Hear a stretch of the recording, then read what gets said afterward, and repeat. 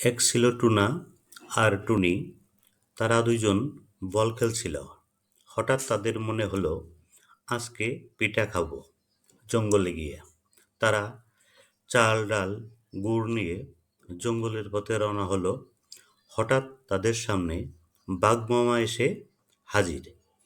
বাঘ মামা বলল, কিরে, তোরা চাল গুড় নিয়ে কোথায় যাস? টুনা বলল, আমরা বনে পিঠা তৈরি করে খেতে এসেছি। বাঘ বলল, তো ঠিক আছে, ভালো কথা, তো পিঠা আমাকে দিবি না?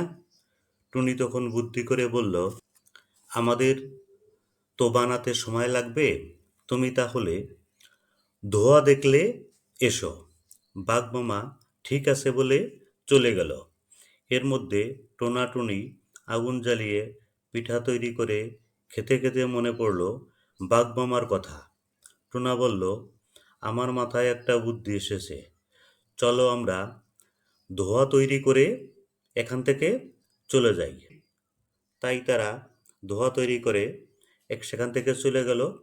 একটু পরে বাঘ মামা ধোঁয়া দেখে মনে পড়ল যে এই জঙ্গলে ধোঁয়া, তাহলে তো ওদের পিঠা তৈরি হয়ে গেছে, এখন আমি ওখানে গিয়ে খাবো। ধোঁয়া দেখে বাঘ মামা চলে আসলো। এসে দেখলো যে তারা কেউই নেই।